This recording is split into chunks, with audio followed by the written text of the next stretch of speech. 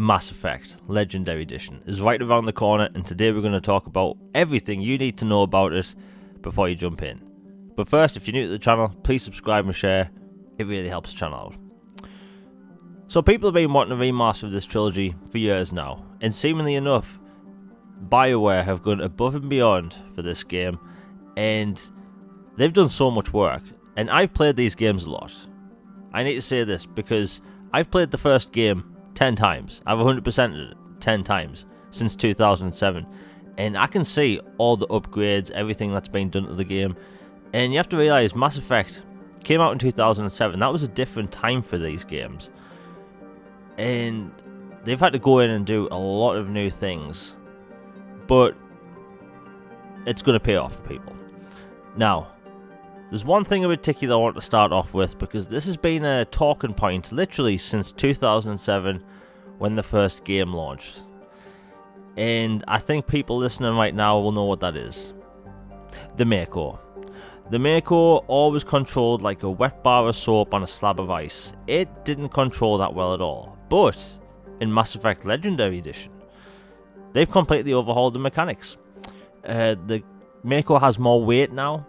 The turret can be controlled individually, because before it didn't control properly. Also, it has a boost now. The Mako finally has a boost, which was needed. Now, before I get into the topic of features and stuff, photo mode. Most remasters don't get photo modes, but they've gone in and gave this game a really detailed, really good photo mode. You can mess around with filters, focal distance, and all that stuff, and people are going to have a lot of fun with this because it's 2021. People like to share stuff. Now, they've done a lot to these games. The first game has gotten a complete visual overhaul.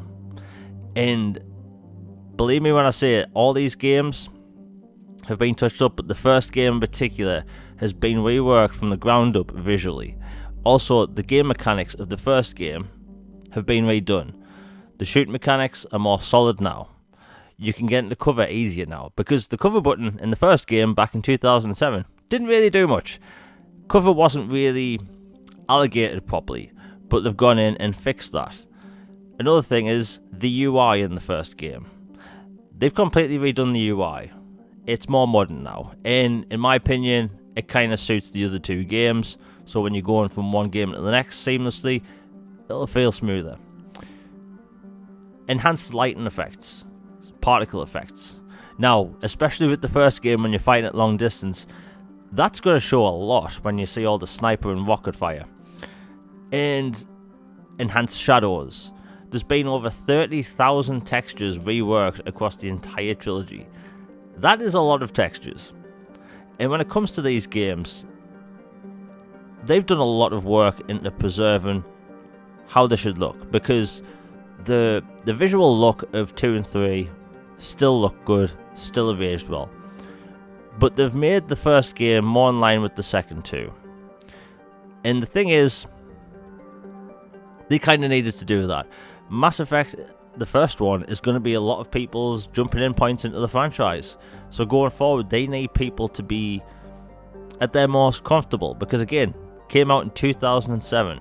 Shooters, or should I say RPGs with shooting mechanics, didn't control that well. Well, they've fixed all that stuff. And for people going in fresh, people going in for the first time, one, I'm a bit jealous, but two, you're going to get the best experience. The visuals in these games, more specifically 2 and 3, are up there with the Ultimate Editions, or I should say Ultra Editions on PC, so everyone's getting a good experience.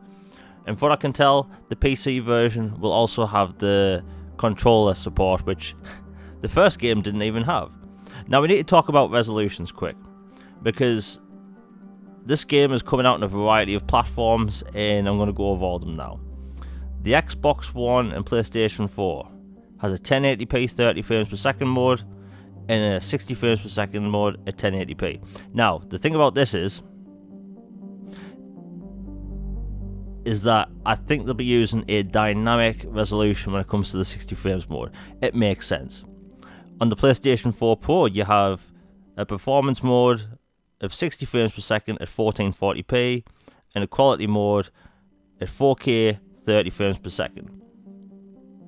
On the PlayStation 5, you have a performance mode of 60 frames per second at 1440p, and a quality mode at 60 frames per second 4K. Now, this is where things get interesting.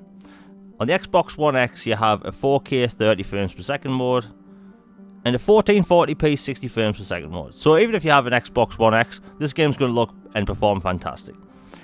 And if you have an Xbox Series X, it will also have 4K 30 frames modes and 1440p 60 frames per second. But the Xbox Series X is where it gets really interesting, because up to 60 frames per second 4K UHD and 120 frames per second mode at 1440p. Now the reason that is because these games aren't native next generation ports.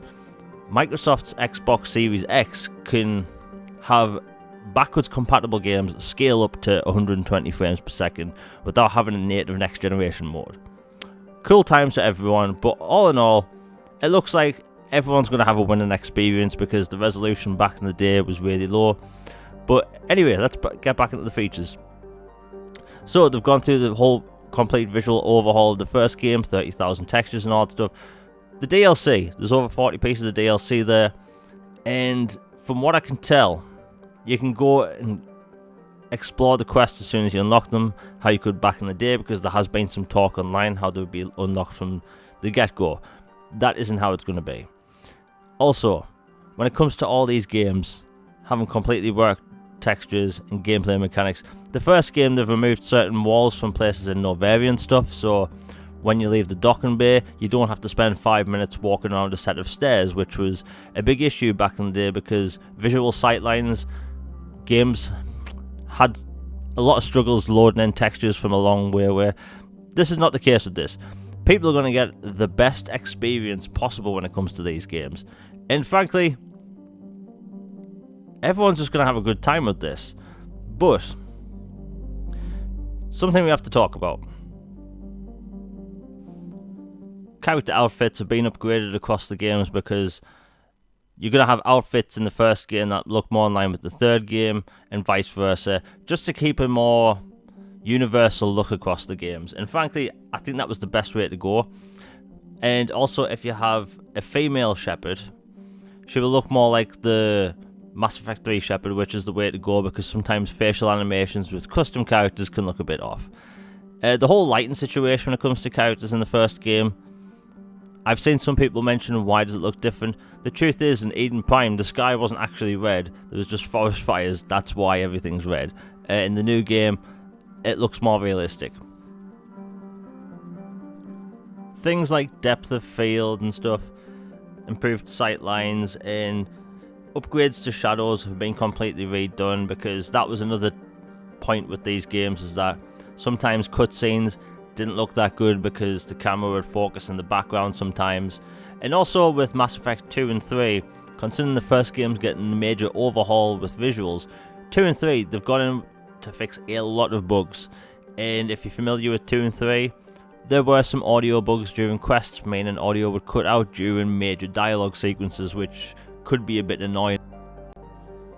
The developers were limited by their technology back in the day, meaning they couldn't make areas look how they wanted to, so when you see concept art from the game, a lot of areas look really different. Well, in the case of the first game, they've gone back and aesthetically the changes look beautiful. They look a lot more like the concept art now. Again, as I was mentioning before, sightlines have changed in some areas. The fight against Matriarch Benezia has been redone, so originally there was next to no cover, now there is. The corridors on the sides have been widened up, meaning you can get into cover now, which was annoying back in the day, but shouldn't be an issue anymore.